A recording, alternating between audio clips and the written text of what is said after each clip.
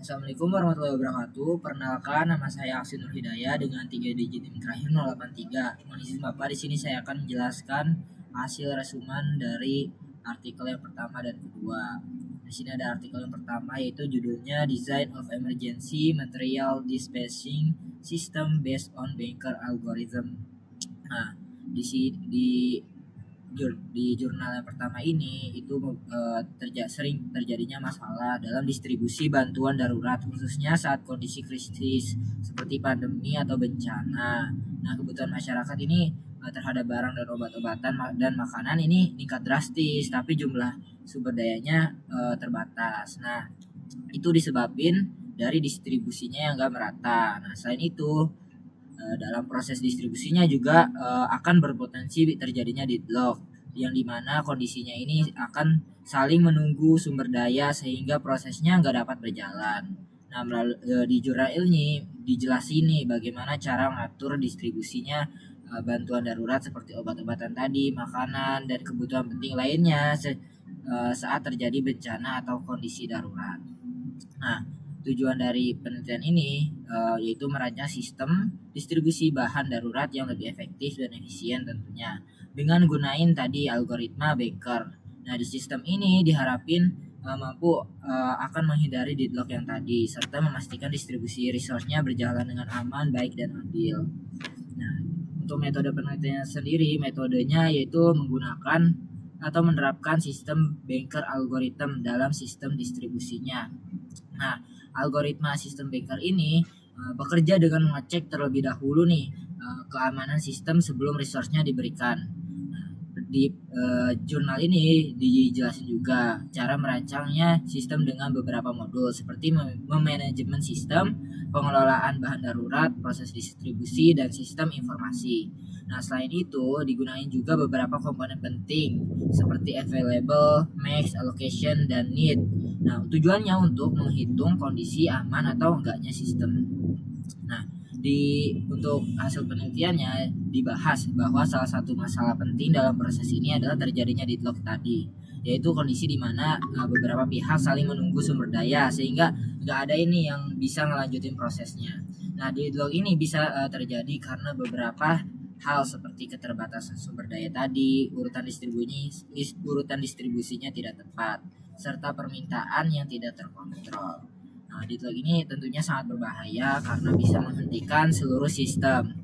Nah, untuk mengatasi hal tersebut, digunainnya Baker algorithm ini sebagai solusi. Nah, algoritma Baker ini bekerja dengan cara ngecek dulu apakah pembagian sumber dayanya aman atau enggak sebelum benar-benar digunain atau sebelum benar-benar dilakukan. Jika pembagian tersebut memang berpotensi menyebabkan deadlock, maka sistem ini nggak akan mengizinkannya. Sistem ini hanya akan memberikan resource jika kondisinya tetap aman. Nah, untuk penerapannya sistem Baker algoritma ini gunain beberapa komponen penting seperti jumlah resource yang tersedia, kebutuhan maksimal setiap proses, research yang sudah diberikan, dan sisa kebutuhan yang belum terpenuhi. Dengan perhitungan tersebut, sistem ini dapat menentukan apakah suatu permintaan bisa dipenuhi atau justru harus ditunda. Nah, selain itu, di dalam jurnal yang dirancang ini, sistem distribusi bantuan yang terdiri dari beberapa bagian seperti manajemen sistem, pengelolaan bahan darurat, proses distribusi, serta sistem informasi. Nah, sistem ini memungkinkan adanya pemantauan distribusi secara real time sehingga nantinya proses tentunya menjadi lebih transparan dan terorganisir dengan baik. Nah, untuk kesimpulannya yaitu penggunaan Baker algoritma ini tentunya memang sangat efektif dalam mengatasi masalah distribusi sumber daya pada kondisi yang darurat. Nah, sistem ini dapat mencegah terjadinya deadlock tadi dan membuat menciptakan distribusi yang lebih adil dan stabil. Nah, untuk materi yang pertama mungkin segitu aja. Lanjut ke materi yang kedua, yaitu judulnya Virtual Simulation Tool for Operation System Advancing E-Learning in Computer Education. Nah, di sini dibahas karena mahasiswa ini kesulitan dalam memahami materi sistem operasi, terutama pada algoritma yang sangat kompleks. Nah, kenapa? Karena metode pembelajaran tradisional nih hanya berbasis teori itu dianggap kurang efektif karena materi sistem operasi ini sifatnya abstrak dan sulit divisualisasikan.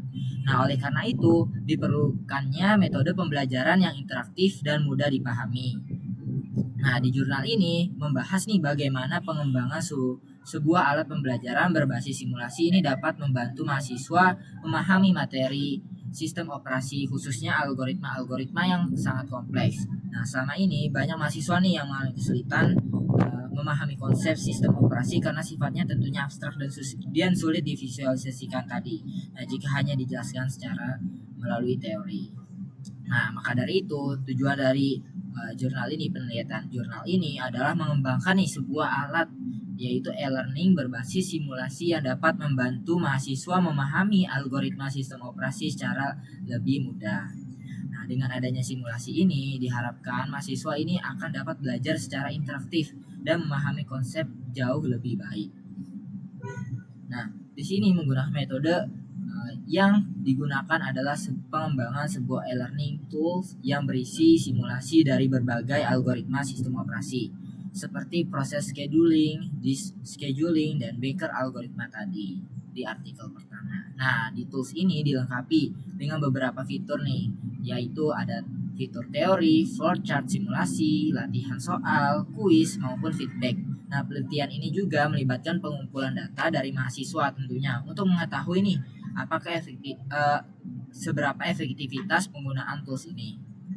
Nah, untuk dari hasil penelitiannya itu mencakup ada berbagai solusinya, yaitu solusinya dikembangkannya sebuah e-learning tool yang dilengkapi dengan simulasi belajar yang interaktif.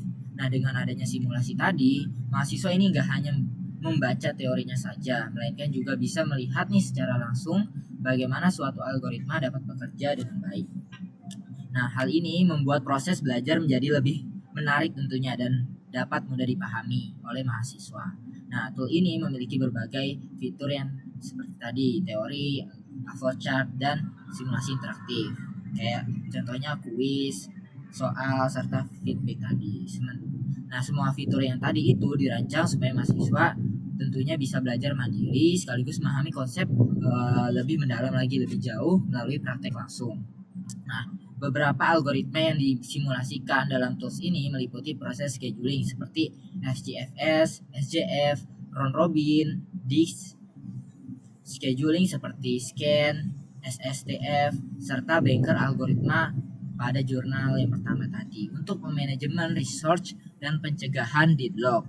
Nah, dengan simulasi ini mahasiswa bisa melihat bagaimana setiap algoritma ini bekerja dan membandingkan performanya. Nah, dari hasil penelitiannya juga nunjukin bahwa penggunaan tool ini memberikan dampak positif terhadap pembelajaran. Nah, berdasarkan data dari jurnal yang saya baca tadi, jurnal kedua ini terdapat 276 mahasiswa. Sebagian besar merasa lebih mudah memahami materi dan lebih tertarik nih dalam belajar karena adanya visualisasi dan interaksi langsung. Nah, meskipun demikian, tool ini masih bisa aja memiliki beberapa keterbatasan, seperti belum sepenuhnya menggambarin nih kondisi yang nyata dalam hal kompleksitas sistem. Namun secara keseluruhan ini sangat membantu dalam meningkatkan kualitas pembelajaran sistem operasi. Nah, masuk kesimpulannya yaitu penggunaan simulasi dan pembelajaran sistem operasi terbukti efektif untuk meningkatkan pemahaman dan keterlibatan mahasiswa. Metode seperti ini menjadi alternatif yang lebih baik nih jika dibandingkan dengan metode pembelajaran yang konvensional yang hanya teori aja. Oke, baik, mungkin sekian saja pembahasan dari 2 jurnal yang saya resume. Kurang lebihnya mohon maaf, dan juga saya lagi ada di luar Pak, mohon maaf. Kurang lebihnya mohon maaf. Assalamualaikum warahmatullahi wabarakatuh.